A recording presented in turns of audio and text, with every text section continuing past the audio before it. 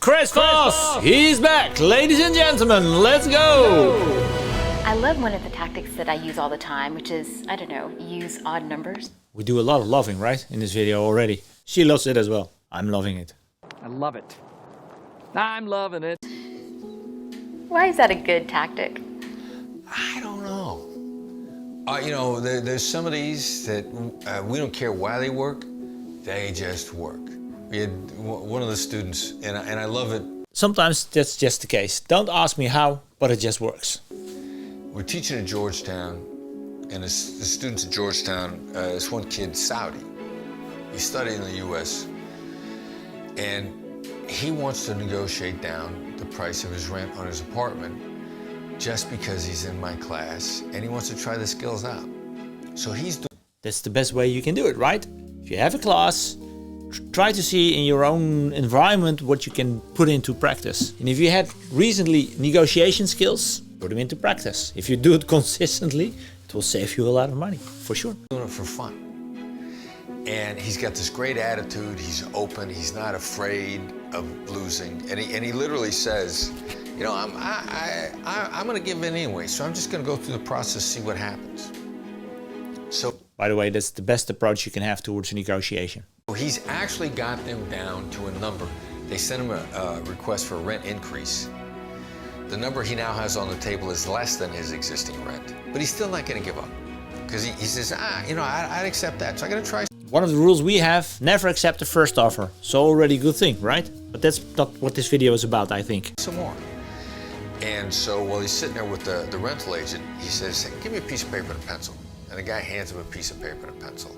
That's also a pull technique that he just used. Give me a pen and paper. Give me a piece of paper. Maybe I'll explain it. Now, he already had an odd number in his head before he asked for the paper and pencil. I don't know, I think he wrote down his birth date, he wrote down the recipe for his favorite food. I don't know what he wrote down. But he wrote all this stuff down, then he looked at the guy and gave him the number he already had in mind, which was a really odd number. It was like the rent was supposed to be $2,200, and at this time he was like $1,973. I think I know where it's heading. I always tell people the same thing, because what happens is that, especially when you're in business and you offer something, you use round numbers, right? Like a day tariff or an hourly rate. But if you use very strange numbers, it's very difficult for people to calculate. So I would even say not 1973, but I would say 1973.26. So it even becomes a more odd number. 24 cents. And 24 cents. He writes this down.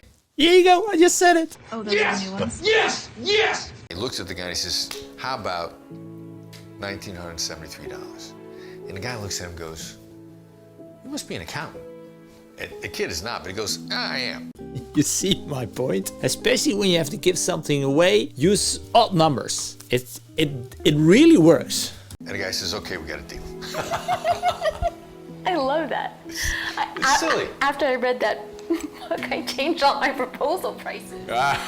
So if you're in sales or if you have to negotiate, stay away from percentages. At least be aware of how quickly a percentage goes. And always use, I always call it broken numbers. Because if you charge something for, let's say, 4,000 euros and the guy says, I want to have a discount, it's very easy to say, okay, I will give you 200 euros discount. But the 200 in the mind of the other person will probably become something like 400. Okay, I can give you a discount of 133 euros and 34 cents, or dollars, I have to say. Then it becomes like, eek. It's like short wiring the brain a little bit, like, okay, I can't work with these numbers. Brain fart. And that people really cannot calculate, that has been proven by Daniel Kahneman. And I tell that tactic to all my friends, and for some reason it works, because I think in the book you talk about people just think that you've really thought about this number again and again because that's your last number, and they usually accept it. Yeah, it just seems like it's, very well thought out. Like there's a lot behind it. That's what this is all about. If you come up with these kind of numbers, people really have the idea and the feeling that you really have been thinking about it. And you have, otherwise you wouldn't have come up with this number, right? Put it into practice, saves you a lot of money.